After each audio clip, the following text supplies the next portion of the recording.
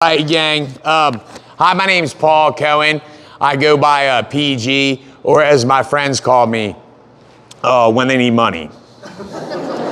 Yeah, but this is a great opportunity. I actually met Alex Stokes back over a decade ago in a unnamed distillery in Gatlinburg, and he got me into comedy. And since then, I've performed at festivals and plenty of corporate and other events like that, and it wouldn't have been possible without our headliner this evening. So this is a really big opportunity for me.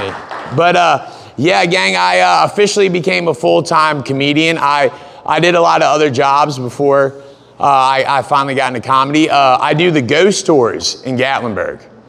Yeah, or as the locals refer to it, the Joe Biden voter tour. Get it? Because they're dead? No. But just recently, before I dedicated my whole life to comedy, I was a whitewater raft guide. Oh no, don't cheer for, well, yeah, keep it going, yeah. So whitewater rafting is a sport, and it was my job. So you know what that makes me? A professional athlete, that's right. What do you think of me now, Dad?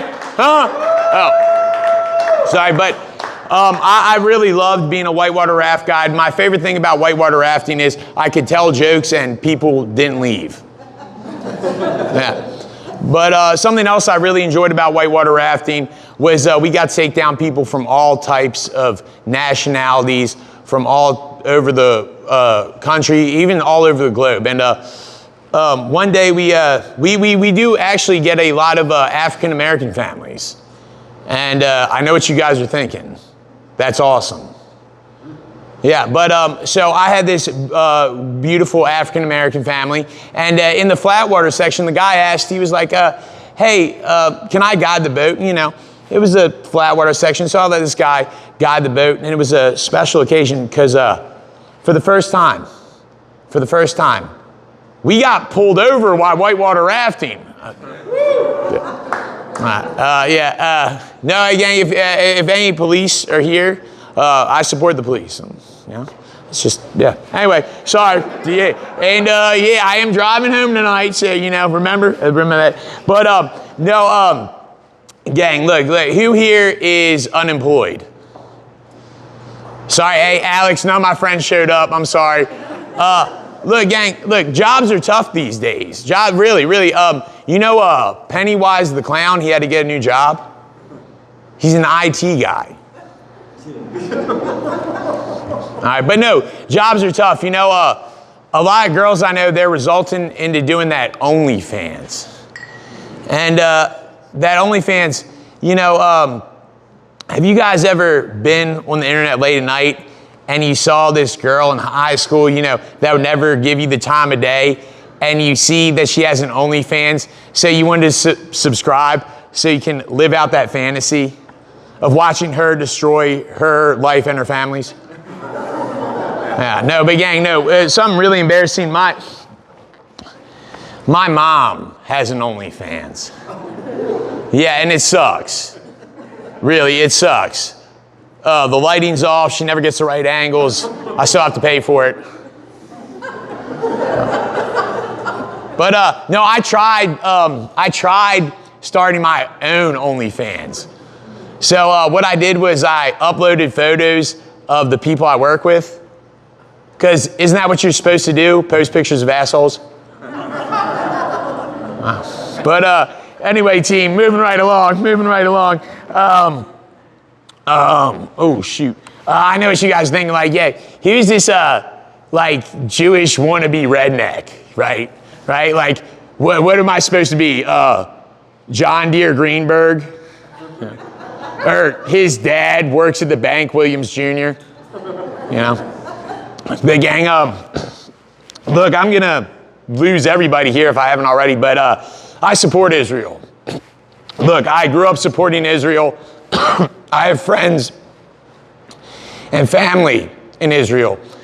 But a barista made this long-winded Facebook post, and I changed my mind completely. Anyway, but no, gang, look, I feel for the Palestinians, I do. Look, Jews forced me out of my original home. It was my parents. But yeah, I'm actually half Irish and half Jewish. So that means I represent myself in a DUI case. Yeah, I'm half Irish and half Jewish. That means I'm looking for half off a bar tab. Still full price, yeah. Luck the Irish. But yeah, my dad's a Jewish Freemason. And he told me the only reason he signed up because it had the word free in the title. But no, gang, I love my parents. My parents are the greatest. My mom is like the strongest, most beautiful, greatest woman that I ever, are we oh, this is recording? But anyway, my mom's like the best woman in the world. And I love my parents, but I have this drug addict friend. And like every drug addict, he can't take responsibility for his own problems. So he blames his parents. He said growing up, he had the worst helicopter parents. And especially his dad was the worst helicopter dad. Now guys, I don't know about you, but I think I know who the worst helicopter dad is. Kobe Bryant.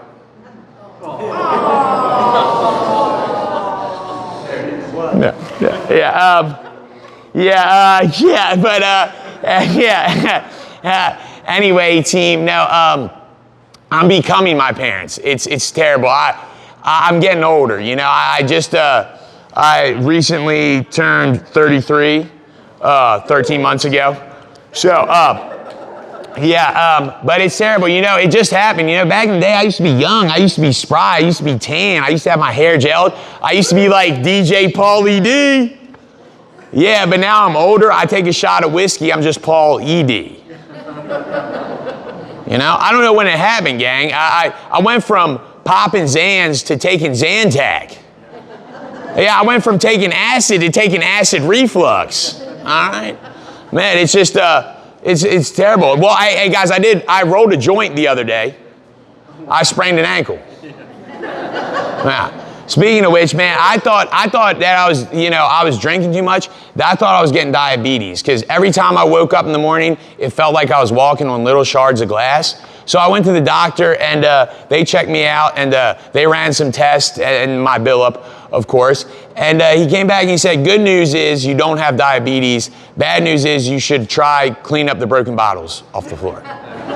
Yeah. Gang, speaking of doctors, this is a bit of a long one. And while I have your attention, please, gang, bear with me on this one. This is a bit of a long one. This is about a doctor, actually about two doctors. So there's this doctor, his name was Dr. DeGoys. He was one of the best plastic surgeons in San Francisco. But unfortunately, like myself, he began to get older and his hands began to shake. And he knew he was gonna have to retire soon. So he had to give up his practice to this much younger doctor, a younger doctor who he admired, and the younger doctor admired him as well. So he decided that he was gonna give his practice up to this younger doctor. Well, this younger doctor took this as such a sign of respect, he decided to throw the older doctor a retirement party. And the older doctor was really, he was really kind of OCD, so everything had to be perfect. All the napkins and everything had to be set up correctly. And they worked very hard, day and night, just to make sure everything was correct. And it was finally time for the retirement party. And everybody's having a good time. And the younger doctor came up to the older doctor, and he said the same thing I'm gonna say to you guys. Thank you for your patience.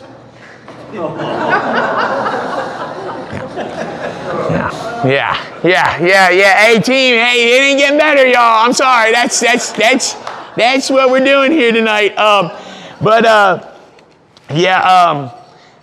Gang, life is good. Have you guys, who here likes, all right, oh man, this is embarrassing. I can't believe I'm bringing this up, but all right, I recently hooked up with this girl I work with, which is strange because this girl has something that a lot of girls that are attracted to me don't usually have, a job. But I hooked up with this girl I worked with, and she said that out of everybody in the company, I have the biggest dick. And I was like, that's not good. She says, what do you mean that's not good? There's 20 other guys that work here that don't even make top 10. Yeah, so naturally she moved in with me. And it's strange, every woman that always comes to my apartment, they want to decorate, I don't think there would be decorations if it wasn't for women. Really, I think if you translate the hieroglyphics, they say live, laugh, love. Yeah, but this girl, she was an artist, like myself. She was an artist. Yeah, she liked to draw. Money out of my bank account. An artist, yeah, she was a con artist. All right? Yeah, 3 weeks into the relationship, I found out that she was wanted in 2 other countries. And that just turned me on so much, gang, all right? Look, I'm a big fan of international criminals. Like I told you, I support Israel. But, yeah, so, a lot of firsts, though, with this young lady, a lot of firsts. I had the first orgy at my apartment. Yeah, maybe next time I'll get invited. Yeah, I had my first threesome with her. Well, she has multiple personality disorders, so I guess that counts. But we made our first porno. Next time I will tell her I'm recording. Okay, look, I'm kidding. Very consensual. I didn't do so well. Let's just say it could be categorized as a short film. She, on the other hand, did great. Like, she spent many years practicing for the role. A method actor, if you will. And she really did such a good job. I made her like a little award, like an Emmy, and I gave it to her. She's like, oh my God, I'd like to thank my dad. Yeah, but gang, it's tough. Yeah, so no surprise. I really liked her a lot, but she ended up leaving me for a Native American guy. Yeah, and gang, I have nothing against Native American people. In fact, I think we can learn a lot from the Native American people. Like, we need to be tougher on immigration. All right, no, but yeah, she left me for this Native American guy, and I was like, what do you like about him so much? She said, well, he loves spending time in the great outdoors. Yeah, he was homeless. All right, yeah. She was like, well, at least when he takes me on dates, I don't have to pay for food or clothes. I'm like, yeah, that's how soup kitchens work. All right? Sorry, gang, if I seem a little salty, but have you ever been left for Chief No running water? All right. But look, gang, look, speaking of homeless people, I'm a humanitarian. I actually helped society the other day. There's this homeless guy in Knoxville, and I was eating a sandwich, and he came up to me, he said, can I get a bite of your sandwich? And I was like, look, man, if you're that hungry, I'll buy you a sandwich. He says, no, I want a bite of your sandwich. I was like, whoa, that's not happening. And he said, if you don't give me a bite of that sandwich, I'm gonna find the nearest bridge and remove myself from this earth. Like I said, gang, I help society, okay? Yeah. But no, gang, no surprise, I'm still single. Yeah, I really like those older women. Yeah. Older women, they're awesome. They get those good pills. Yeah, I'm looking for a Zama tonight. What's up? Okay, all right. But yeah, I dated this one lady. She was really old. She went by Mary Beth. She was so old, she went by Mary Beth, okay? I'm telling you, she was old. She told me she used to like Jack Daniels. She knew him. All right? Yeah, she said when she went down the Grand Canyon, it was only the $100 canyon. All right, she was old, okay? But she used to call me and be like, ooh, it's late night and I'm thinking dirty thoughts about you. It'd only be 7 p.m. It was great, yeah. Yeah, really, gang, I like my women like I like my whiskey in a barrel in my basement. Gang, no, but yeah, I tried doing that online dating. I found out what STD stands for. Some Tinder date. I'm just kidding. No, I don't have an STD, but if anybody here is trying to change that tonight. Okay. But anyway, yeah, all those profiles, everybody must love dogs. All the ladies, they love dogs. Well, ladies, if you want something that's big, hairy, smelly, can't take care of itself, and may occasionally use the floor as a restroom, I am right here. All right? Yeah, but I always get stuck, doing that online dating. Those profiles, they're a little confusing. Like one lady said she was with the government. She was on food stamps. One lady said her kink was primary colors. Yeah, she blew me, then left me on red. Turns out she was really into a guy named Roy G. Biv. Yeah, one girl said, come over, I got that wop. So I went over her house, and her Italian boyfriend beat me up. All right? One girl in there said she was a bisexual. She meant if you bi, she's sexual, all right? Yeah. One girl in there said she was a pansexual. A pizza pansexual, she was a big girl. Okay, moving right along, team. This one girl in there, she said she was really into crystals. And she really liked holistic healing, and she was really into crystals. Methamphetamine, all right, yeah, oh my God. But we went back to my place, and we used the Ouija board to contact paranormal spirits. Oh, but she said, before I do this, the next day I have to burn sage to remove all the evil from my apartment. Yeah, the next day I got evicted.